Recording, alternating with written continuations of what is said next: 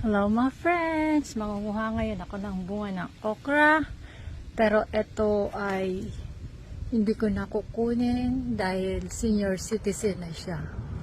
Ayan, na senior citizen siya kahapon. Kaya ito, kukunin ko na siya. Baka maging senior citizen din. Maliit pala siya pero okay na yan. Dito naman ako sa kabilang puno.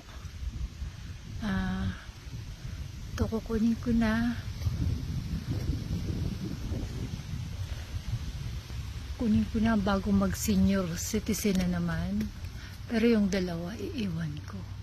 Ayan yung dalawa, mga bukas pwede na yan. Ayan, dumarami na po ang kanilang mga bunga araw-araw. Ito hindi ko na makuha kasi senior citizen na. Ayan, senior na siya. Oh.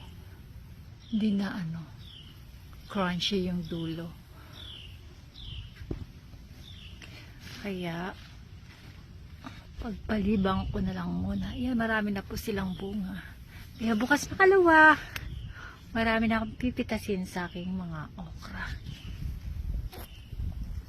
Ito yung aking crepe myrtle. Yan yung aking mga okra. Ito yung mga bagong tanim ko nung